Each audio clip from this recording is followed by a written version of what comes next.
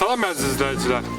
Arkamda gördüğünüz bu yeri siz müharibə gedən Suriyaya, İraqa və yaxud belə deyim, kasıblığı ilə belə deyim, bizim yaddaşımıza qazınmış Hindistana, Pakistana oxşada bilərsiniz. Amma bura Azərbaycanın paytaxtı Bakı şəhəridir.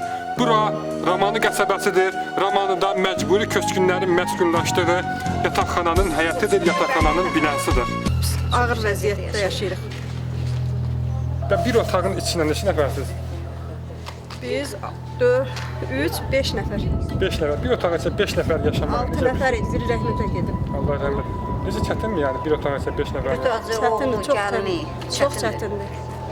Simentin üstündə yaşayırıq. Gəlin istisi çəkin baxın.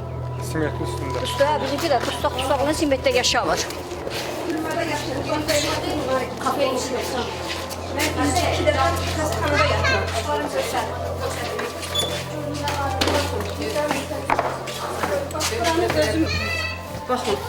Baxın vəziyyətimizə. Görün, bax burada yatmaqdan mən xəstə düşmüşəm. Mən ildə 2 dəfə mən müalicəyə pul verirəm. Mən haradan alım? Özüm də xəstə adamam, işləyənim yox. Bir dənə ovladım işləyir. 5 baş ona baxır.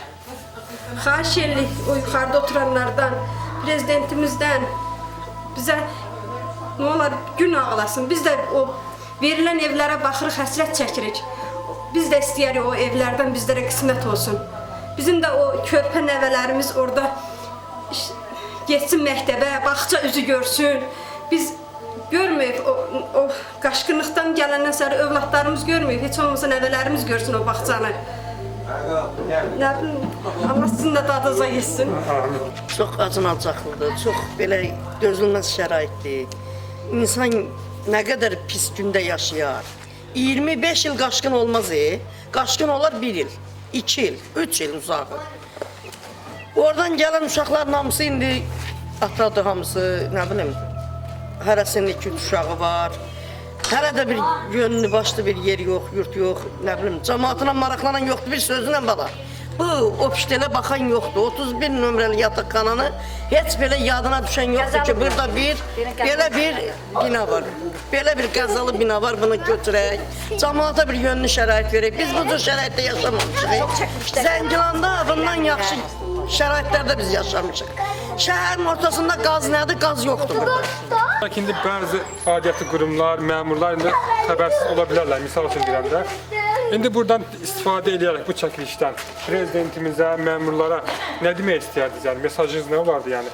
Mesajım o olardı ki, mən onlardan artıq dərəcə xahiş edirəm. Yalvarıram. Bu qonşuların adından, bu körpə uşaqların adından ki, bu körpə uşaqlar bir dəfə park görmür. Bu uşaqlar bir dəfə bir yönlü yerə gedə bilmir, bir əyləncə bilmirlər. Bağça nədir? Yoxdur. Heç cürə şərait yoxdur. Elə biz cəhənnəm, biz də ömrümüzü burada başa bilirik. Prezidentimizdən xahiş edirəm ki, bir belə millətin xahişini nəzərə alaraq bizə də insan kimi yaşamaq üçün şərait yaratsın. O cəmaata verdiyi gözəl evlərdən bizə də nəsib eləsin, nə olar? 5 ailə bir evdə yaşayırıq. Hələ bir şey olar. 55 ailə yaşayır burada. Hələ təzə evlənənləri demirəm. Əziz izləyicilər, əziz məmurlar, prezidentimiz, baxın bu yataqxananın sakinləri istədiyi artıq bir şey deyil. Nə bunlar villa istəmirlər, nə bilim, nə cəhcəlallı yaşam istəmirlər. Bunların istədiyi tək bir şey var ki, yəni normal insan kimi, normal vətəndaş kimi yaşamaq, normal həyatlarını sürmək, belə deyim. Bax, bu yataqxanadan çoxlu əskər çıxıb, hansı ki bizim vətənimizi qoruyurlar. Bəlkə gələcəyin naziri də çıxa bilər, gələcəyin, nə bilim, alimi də çıxa bilər. Ona görə bu yataqxananı, belə deyim, unutmaq, bu yataqxananı göz ardı eləmək olmaz.